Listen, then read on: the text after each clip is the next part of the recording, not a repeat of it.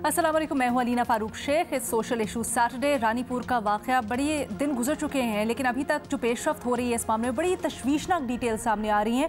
इसको अपने तजियाकारों के सामने रखेंगे और डिस्कस करेंगे प्रोग्राम के अगले हाफ में।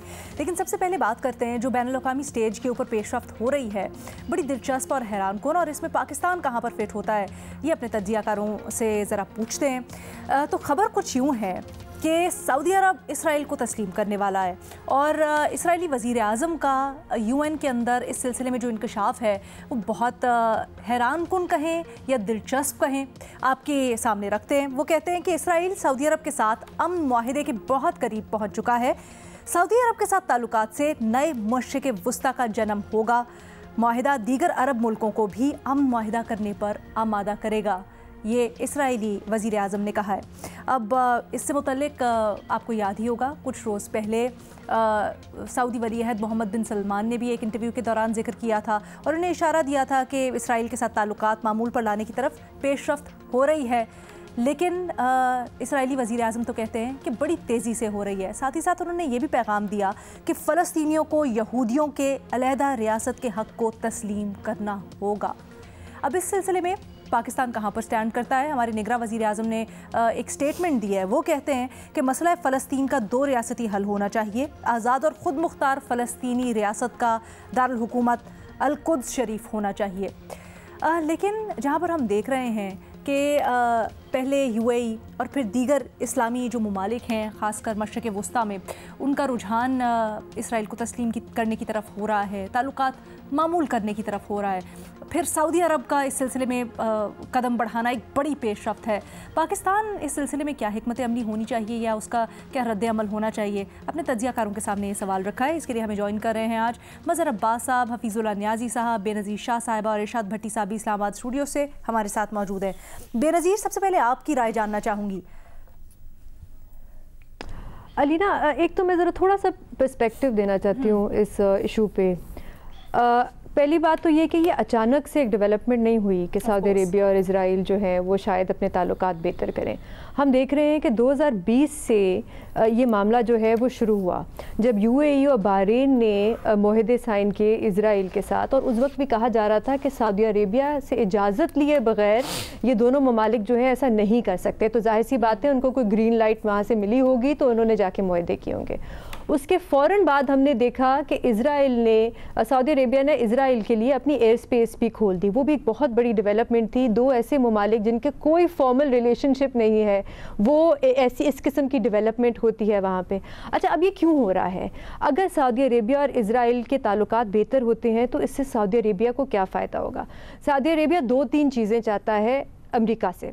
एक तो वो न्यूक्लियर पावर बनना चाहते हैं, क्योंकि और मोहम्मद बिन सलमान ने अपने इंटरव्यू में भी कहा कि हमें नज़र आ रहा है कि ईरान एक न्यूक्लियर पावर जो है बनने जा रहा है, तो अगर ऐसा होता है तो हमें भी एक न्यूक्लियर पावर बनने की इजाज़त होनी चाहिए। दूसरा, वो चाहते हैं कि अमेरिका उनके साथ एक सिक्योरिटी डील करे, जिस किस्म की सिक्योरिटी डील अमेरिका ने साउथ कोरिया और जापान के साथ की हुई है कि जब इन ममालिक पे कोई हमला होगा तो अमेरिका इनकी मदद करने आएगा। सऊदी अरेबिया, क्योंकि आपको पता है एक नया शहर बनाने लगे हैं, उनके लिए सिक्योरिटी बहुत अहम चीज़ है।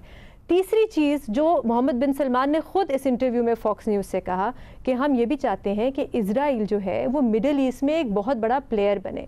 अब वो क्यों चाहते हैं, उसकी एक वजह है ईरान। अच्छा, अब अमेरिका को क्या फ़ायदा होगा अगर सऊदी अरेबिया और इज़राइल के बीच में कोई डील होती है? एक कि जो बाइडेन के जो है इलेक्शन होने जा रहे हैं अमेरिका में, और जो बाइडेन के इस वक्त रेटिंग्स काफ़ी कम है, तो वहाँ पे कहा जा रहा है कि ये अगर ऐसा होता है तो उनके लिए एक बहुत बड़ी फॉरेन पॉलिसी जीत होगी जिसको वो इस्तेमाल करेंगे। और दूसरा सबसे अहम वजह कि वो चाहते हैं कि इस डील के ज़रिए ईरान और चाइना का जो इन्फ्लुएंस है मिडल ईस्ट में उसको कम किया जाए, क्योंकि हमने देखा कि जो सऊदी अरेबिया और ईरान के बीच में जो बातचीत शुरू हुई थी वो चाइना ने कराई थी। अब इन सारी चीज़ों को देख के क्या पाकिस्तान को किसी किस्म के ताल्लुकात इज़राइल के साथ बनाने चाहिए या नहीं?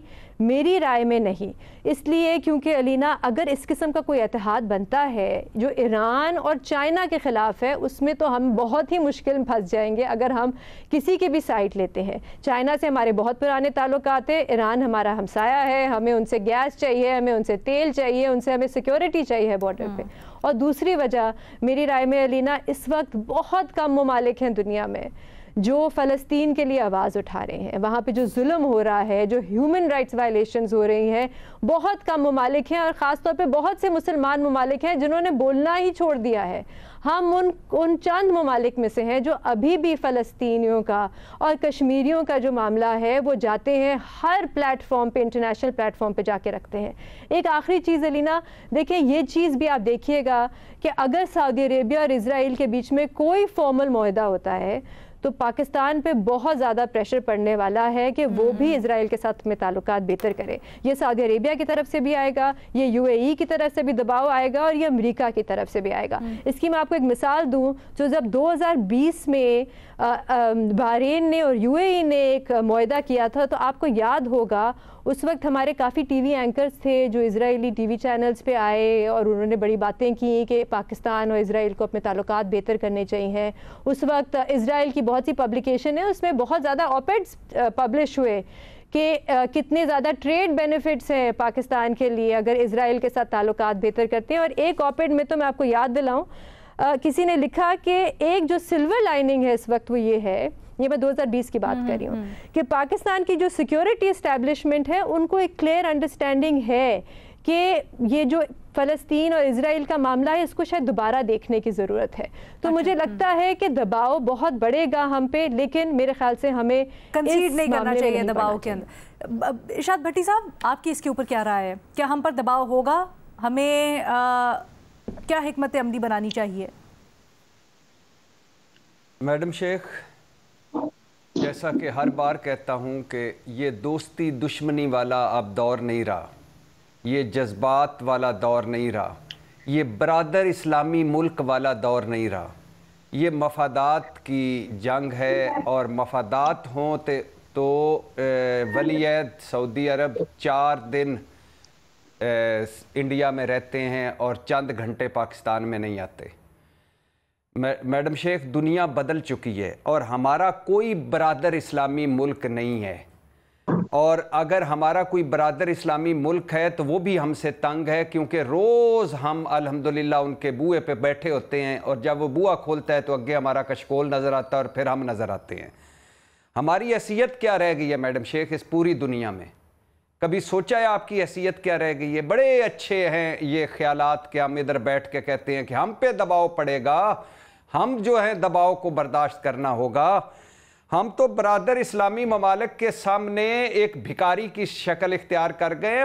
IMF آپ کا ملک چلا رہا ہے میڈم شیخ, بھکاریوں کی بھلا کیا حکمت عملی ہوگی کہ دے جا اللہ کے نام پہ, سخیا دے جا اللہ کے نام پہ. آپ کے اپنی حیثیت دیکھ لیں. اور دوسری بات یہ, دے جا سخیا اللہ کے نام پہ, دے جا سخیا اللہ کے نام پہ, اس سے اور الفاظ کا بہتر چناؤ کیا ہو سکتا ہے؟ اور یہ عوامی رد عمل کا خوف ہے میڈم شیخ کہ ہم نے اسرائیل کو تسلیم نہیں کیا, ورنہ ہم نے اسرائیل سے قرضہ مانگ چکے ہونا تھا اب تک, اور قرضہ لے چکے ہونا تھا. میڈم شیخ, اردن کے تعلقات ہو گئے, ترکی کے تعلقات اسرائیل سے ہو گئے, ڈونلڈ ٹرمپ ثالثی جو معاہدہ تھا اسرائیل متحدہ عرب امارات اور بحرین سے معاہدہ ابراہیمی کر چکے, مراکش باقاعدہ تعلقات کر چکا, سوڈان جو ہم سے ذرا تھوڑی سے نیچے ہے اسرائیل کے وجود کو مان چکا, قطر دوحہ میں اسرائیلی تجارتی مفاداتی دفتر کھول چکا, عمان کے غیر رسمی تعلقات ہو چکے, اور وہ عرب ممالک جنہوں نے مصر کے انور سادات کو اسرائیل کا دورہ کرنے پر مصر کا حقہ پانی بند کر دیا تھا, تقریباً سارے اسرائیل کے ساتھ جڑ چکے ہیں.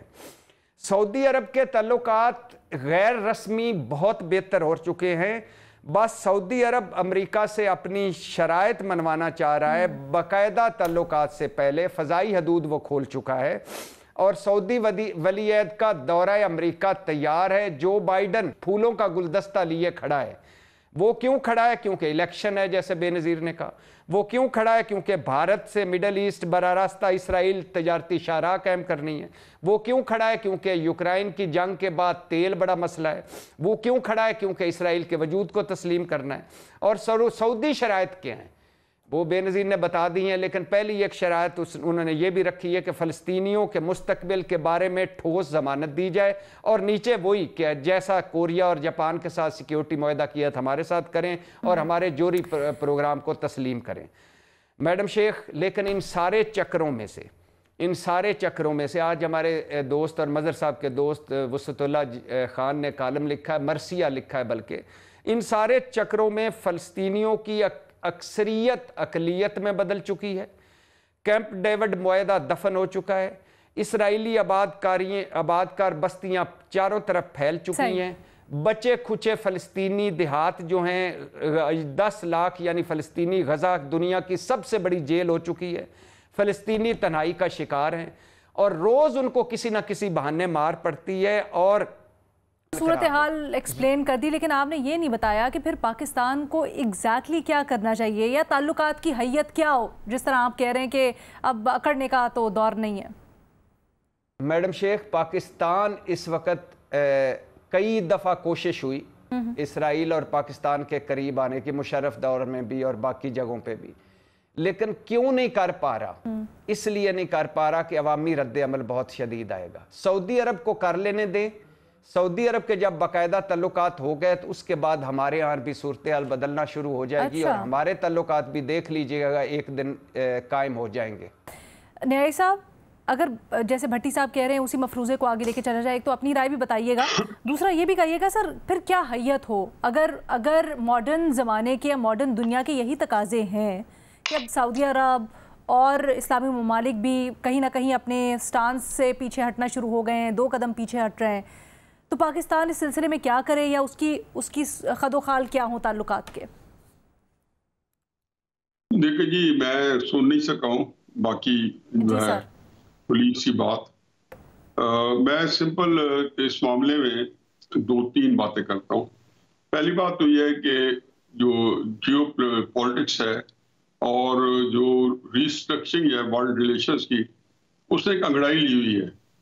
کئی باتیں ایسی یکدم سامنے آتی ہیں کہ کچھ تعین کرنا بڑا مشکل ہے۔ مثلاً فرام نو ویئر پچھلے کوئی چند 5, 6 یا 7 ماہ پہلے چائنا اور سعودی عربیہ کی جو آپس کے اندر جو ٹائز ہیں، یا جو چائنیز پریزیڈنٹ کا سعودی وزٹ تھا، وہ ایک بہت ہی ایک نیا رخ دے گیا پورے اس کا، جو ان کے آپس کے اندر معاہدے ہوئے اور جس میں دفاعی معاہدے بھی شامل ہیں۔ پھر اس کے بعد اس سے پہلے سعودی عربیہ کا ہر حالت میں رشیا کے ساتھ ایک ریلیشن جو ہے پچھلے 5-6 سال سے آ رہا تھا۔ یہ وہ چیزیں تھی کہ سعودی عربیہ نے اور گڈ اسپین آف ٹائم روس سے اور چائنا سے سفارتی تعلقات نہیں رکھے ہوئے تھے۔ مجھے نہیں پتا یہ کب بحال ہوئے، لیکن ڈیفینیٹلی 15-20 سال پہلے تک تو مجھے یقین ہے کہ یہ نہیں بحال ہوئے ہوں گے اور رکھے۔ بعد میں بھی انہوں نے جب رشیا سے رکھے تو چائنا سے کی بجائے انہوں نے تائیوان کے ساتھ رکھے ہوتے۔ میں نے خود تائیوان سے کا ویزا جو ہے سعودی عربیہ سے لیا ہوا ہے کہ پاکستان کے اندر تائیوان کی ایمبیسی نہیں، کہ ہم تائیوان کو تسلیم نہیں کرتے۔ یہ تو بیک گراؤنڈ۔ اب دوسری بات یہ ہے کہ ہر دفعہ یہ ہوتا ہے جی کہ سعودی عربیہ ان کو جو ہے قبول کر رہا ہے، ریئیکشن آتا ہے۔ یہ پاکستان میں بھی ہو رہا ہے، مشرف کے وقت میں بھی، عمران خان صاحب کے وقت میں بھی ہوا کہ اسرائیلی وزیر خارجہ کا جہاز آیا، بھی عمران خان صاحب کو آئے 1 مہینے ہوئے تھے، اور اس کی ساری خبریں آئیں جو پاکستان اترا، اور اس کے بعد کافی عرصہ خاموشی رہی، اور یہاں سے کچھ کیمپین بھی چلی۔ جب شہباز شریف صاحب کی حکومت آئی تو پھر تھوڑا سا، جب بھی حکومت آئی پچھلے 3-4 تیسری چوتھی حکومت چینج ہو رہی ہے، کچھ نہ کچھ درمیان میں آیا۔ یہ کچھ خصوصاً پرویز مشرف کے بعد عمران خان صاحب کے وقت میں کنفیوژن آیا، اور پھر اس کے بعد میں ٹائم نہیں ہے، میں اس لیے نواز شریف صاحب کے وقت میں کئی چیزیں ایسی سگنیفیکنٹ ہوئی کہ ہم نے جو ایرانین جو پریزیڈنٹ ہے روحانی صاحب کا جب دورہ تھا، یہ بڑی تھی جس میں بالکل ایک چیز ہی اور تھی جو ہو رہی تھی، جو پاکستان کے ایک اسٹرانگ جو ہے لیننگ ہو گئی تھی اس کی طرف۔ اب آ جائے گی کہ جو سب سے اہم واقعہ ہو رہا ہے وہ، جیسے تھوڑا سا سرسی ذکر کیا بنظیر صاحب نے، وہ نوم سٹی کا ہے۔ نوم سٹی جو ہے یہ کوئی تقریباً پہلے اس کا اسٹیمیٹ تھا کہ 800 ارب کی بنے گی، اب یہ 1 ٹریلین کی، اب کہتے ہیں کئی ٹریلین ڈالر کی بنے گی۔ یہ اسرائیل کی بہت بڑی انویسٹمنٹ ہے اس میں، بلکہ اس میں یہ ہے north west of Saudi Arabia जो कि इजिप्ट, जॉर्डन, इजराइल और सऊदी अरेबिया का जो तबूक है उस साइड पे डेवलप हो रही है। नोम सिटी एक जिसको कहना चाहिए कि एक मैजिक सिटी है, या एक जो 100 साल बाद की जो इमेजिनेशन है, वो इमेजिनेशन है सिटी के अंदर। वो कोई बहुत सारी बातें हैं, एक बहुत लंबी और 400 मील लंबी है सिटी जो सब बनाते हैं। इस हालत में मुझे यकीन है कि सऊदी अरब भी नहीं करेगा, लेकिन सऊदी अरब को चूंकि पाबंदियां, कंपल्शन है, वो ज्यादा पाबंद है। हम फिर जो है हमारे अंदर, जैसे हम हर एक को बता देते हैं कि हमारी आवाम इससे हमें इसके ऊपर महंगाई बर्दाश्त कर जाएंगे, इसके ऊपर चूचे उड़ा देंगे। देखिए, एक कोल्ड वॉर का ज़माना था। उस पीरियड में एक बैलेंस ऑफ पावर थी। एक तरफ कम्युनिस्ट ब्लॉक था, एक तरफ अमेरिकन ब्लॉक था। हम उस वक्त अमेरिकन ब्लॉक का हिस्सा थे, और खैर आज तक हम अमेरिकन ब्लॉक का ही हिस्सा हैं। उस कम्युनिस्ट ब्लॉक की वजह से बहुत से ऐसी अपराइजिंग हुई जो एंटाई कैपिटलिस्ट हुई, और उसके नतीजे में हमने देखा कि non align movement, third world movement, और फिर हमने जब लाहौर में 74 में इस्लामिक समिट हुई तो उसमें फिर इस्लामिक वर्ल्ड के तौर पे हम उभरे। और उसमें उस ज़माने में जो लीडरशिप थी, वो लीडरशिप पूरी तरीके से फ़लस्तीनियों के साथ खड़ी हुई थी। और इसके बावजूद कि उस ज़माने में मोनार्क्स तो आज तक हैं, लेकिन उस ज़माने में शाह फैसल का विज़न कुछ और था, क़द्दाफ़ी का विज़न कुछ और था, हाफ़िज़ अल-असद का मिशन कुछ और था, यासिर अराफ़ात थे, हवारी बोमिदियन थे, पाकिस्तान में ज़ुल्फ़िकार अली भुट्टो थे। ये एक ऐसी लीडरशिप थी दुनिया में जो कि चैलेंज कर रही थी, अमेरिकन ब्लॉक को चैलेंज कर रही थी, और चैलेंज किया उन्होंने उस वक्त खड़े होके। और उसकी एक बड़ी वजह ये थी कि जो कम्युनिस्ट ब्लॉक था वो उनको सपोर्ट कर रहा था, उनके पीछे खड़ा था। जो आज की सूरत हाल है, दुनिया बदल गई, हम अपनी एक पोजीशन पे खड़े हुए, लेकिन हमने अपने आप को कितना मजबूत बनाया। हम एक बहुत ही कमज़ोर मुल्क के तौर पे खड़े रहे। हमने अपने आप को पोजीशनिंग नहीं की, हमने अपने आप को मजबूत नहीं बनाया, ग्राउंड पे इकोनॉमिकली मजबूत नहीं बनाया, पॉलिटिकली मजबूत नहीं बनाया। तो हमारी जो लीडरशिप उसके बाद आई, वो लीडरशिप ऐसी थी कि जिसमें लीडरशिप क्वालिटी नहीं थी, जो विजन्स नहीं थे, जो विजनरी लीडर हमारे यहाँ जो है उस तरीके से नहीं आए, अनफॉर्चुनेटली। तो आज का सूरत हाल है, आज दुनिया में हो क्या रहा है, जो सबसे ड्रामेटिक डेवलपमेंट थी हालिया तारीख में, यानी हालिया महीनों में, साल भर में, वो ईरान और सऊदी अरब के दरमियान ताल्लुकात थे। और वो किसने बनाए? वो ताल्लुकात बनाने में चीन ने रोल प्ले किया। यानी हम जो है वो सऊदी अरब और ईरान को आमने सामने नहीं बैठा सके, लेकिन चीन ने बैठा दिया। जब चीन ने बैठाया तो उससे अमेरिकन ब्लॉक परेशान हुआ, और जाहिर है उन्होंने उसका एक काउंटर निकाला। बहुत से हम यूएई की मिसाल देते हैं, हम सऊदी अरब, हम टर्की की मिसाल क्यों नहीं देते? टर्की के इजराइल के साथ बड़े अच्छे ताल्लुकात हैं, और रहे, बीच में टेंशन भी हुई, सब कुछ हुई। असल चीज़ है हमें करना क्या चाहिए जी? हमें करना बेसिकली ये चाहिए कि हमें डिमांड करनी चाहिए इस्लामी सरबराह कॉन्फ्रेंस। इस्लामी सरबराह कॉन्फ्रेंस हो, तमाम इस्लामी मुल्क आए उसके अंदर, हम कोशिश करें। सर ओआईसी का प्लेटफॉर्म है ना, सब बैठते हैं, वही होता है ना, वो भी वही मुझे जरा 2 सेकंड दीजिएगा, वो भी वही होता है। और पाकिस्तान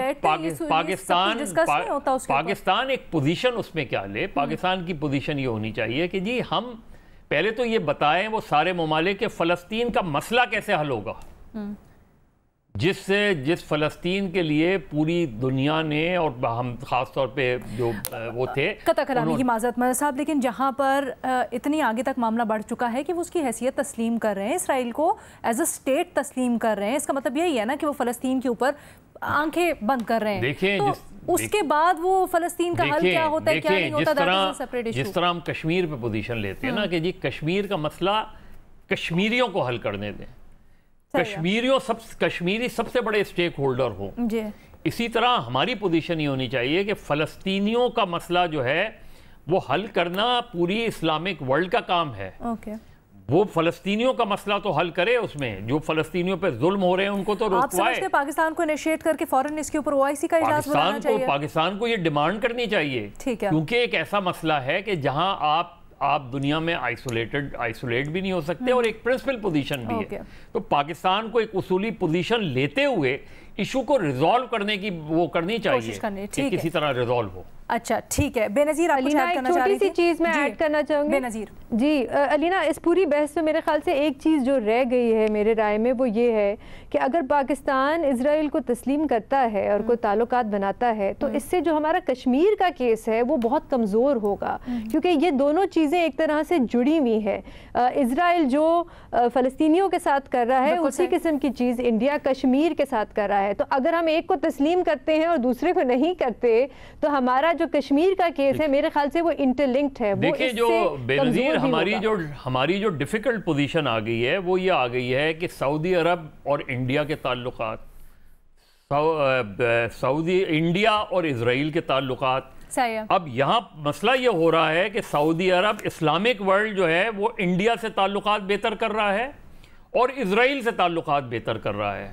اب ہماری پوزیشننگ یہ ہے کہ انڈیا ہمارا جو ہے آرچ رائیول ہے، اور ہمارے آرچ رائیول کے ساتھ وہ سارے ملک جن سے ہم یہ ایکسپیکٹ کرتے ہیں کہ وہ ہمارے ساتھ کھڑے ہوں گے، کسی نے کشمیر کے ساتھ آگے کھڑا نہیں ہوا، کوئی بھی اس میں بشمول ایران کے کوئی بھی کشمیر کے ساتھ آگے نہیں کھڑا ہوتا۔ تو سر یہ تو بھٹی صاحب کے موقف میں پھر وزن ڈالتا ہے نا کہ مفادات کی دنیا ہے، انہوں نے سب نے دیکھا ہے وہاں پہ انٹرسٹ ہے تو وہاں پر جا رہے ہیں۔ آپ لوگ اپنی مسجد بنا کے کیا کر لیں گے؟ بجائے اس کے کہ ہم تسلیم کی طرف جائیں، ہم تو کہیں کہ بھائی جہاں سے ایشو کھڑا ہوا تھا اسلامک سربراہ کانفرنس بلائیں، ادھر یہ موقف رکھیں کہ بھائی پہلے تو یہ بتائیں کہ فلسطین کا ایشو کیسے سارٹ آؤٹ کریں گے، ان کا ایشو کیسے ریزالو کریں گے، اس کے بعد پاکستان کو ایک پوزیشن تو لینی چاہیے، پرو ایکٹیولی پاکستان کو اس کے اوپر رد عمل دینا چاہیے، پوزیشن لینی چاہیے۔ ہمیں تجزیہ کاروں کی آپ نے رائے جانی، ایک چھوٹی سی بریک لیتے ہیں، دوسرے ایشو کے ساتھ واپس آئیں گے۔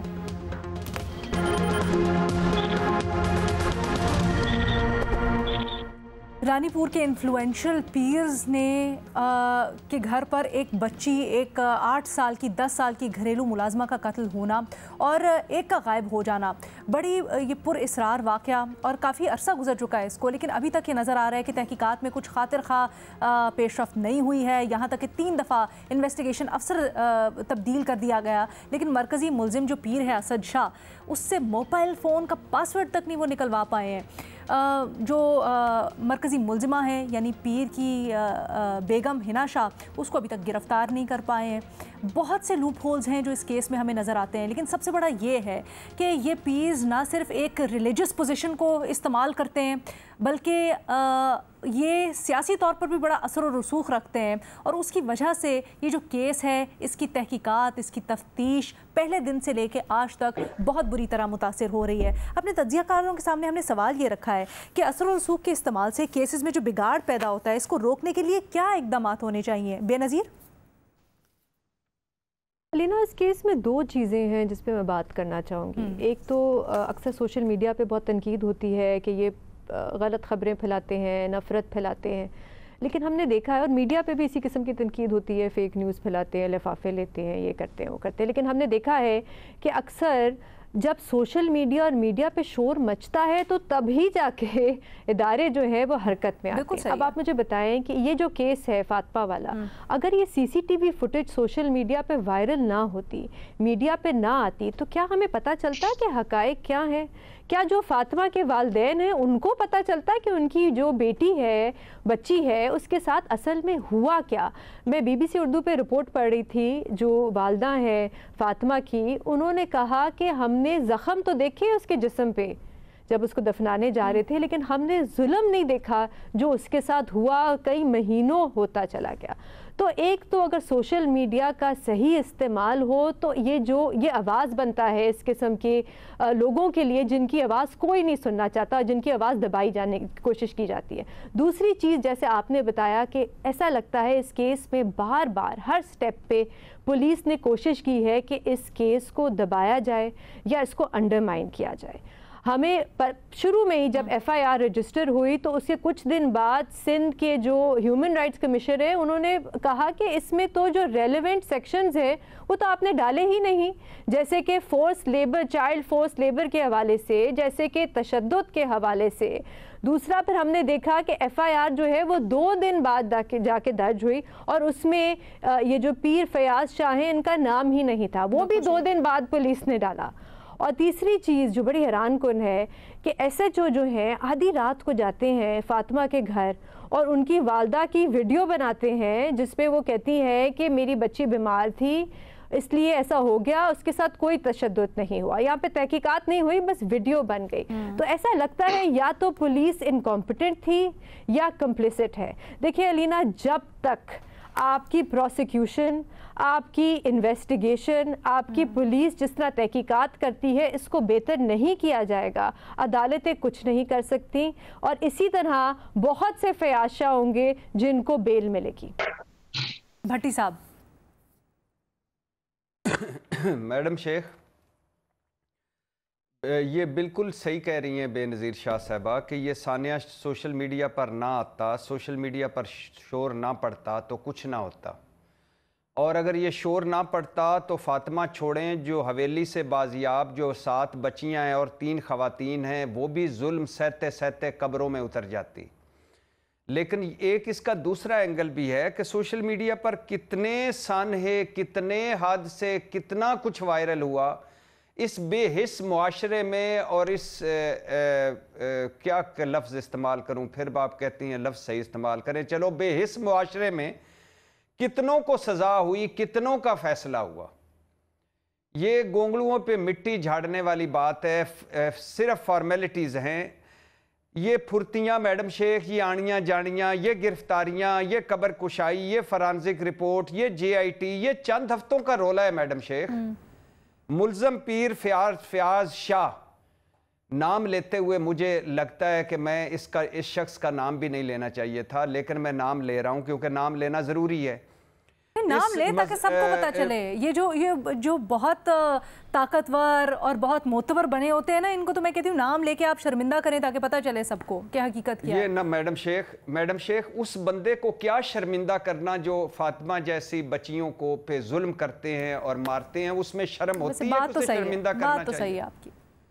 ये इंसान नहीं है मैडम शेख, इन ये भूल गए, कब्र भूल गए, अल्लाह की अदालत भूल गए। यहाँ तो सारी अदालतें मैनेज कर लेंगे, सारी पुलिस मैनेज कर लेंगे, सारी तफ्तीशें मैनेज कर लेंगे, लेकिन वहां भी है जहां अल्लाह कहता है कि मैं राई बराबर नेकी और राई बराबर बुराई का हिसाब लूंगा।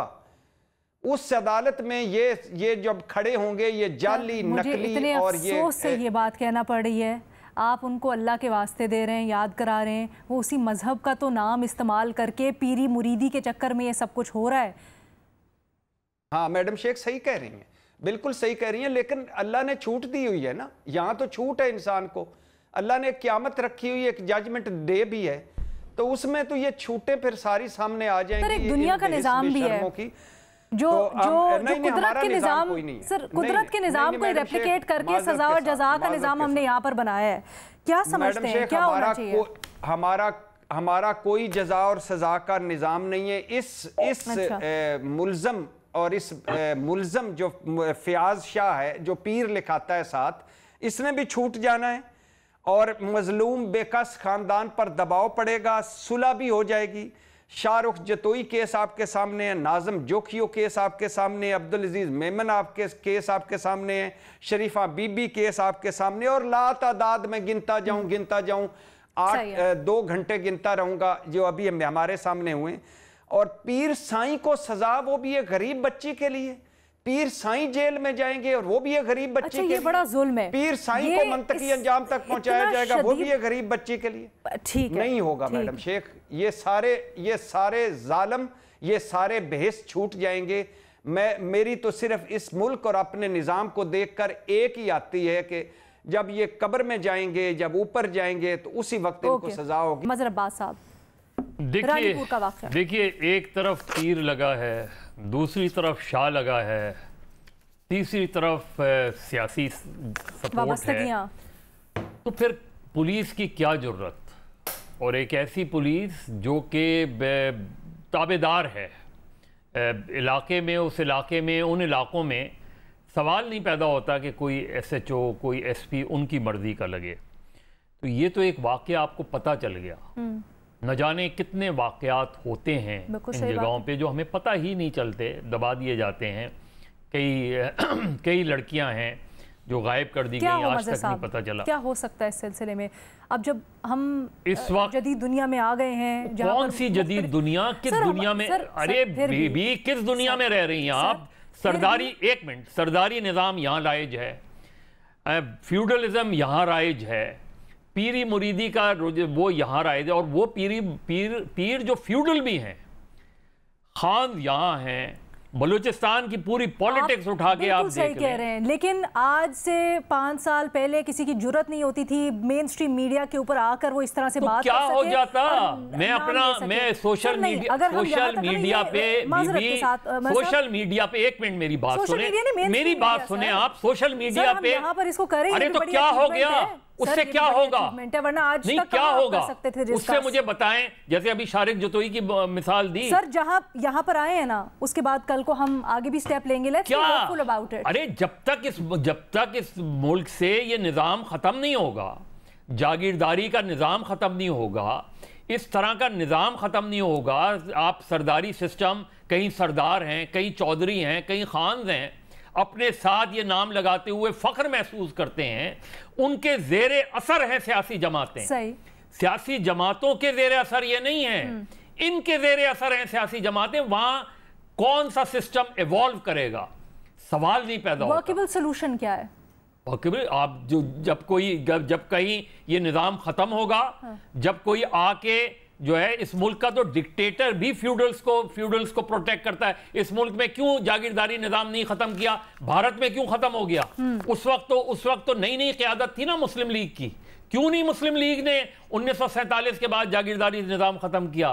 क्यों नहीं 1947 के बाद सरदारी निज़ाम खत्म किया गया? जब आप इस निज़ाम को प्रोटेक्ट करेंगे, पाकिस्तान की इस्टेब्लिशमेंट इस निज़ाम को प्रोटेक्ट करेगी, तो कहां से आप किसको, गरीब को इंसाफ दिलाएंगे? ठीक है जी, हमारे तजियाकारों की राय आपने जानी। आज के प्रोग्राम से इतना ही। अल्लाह हाफ़िज़।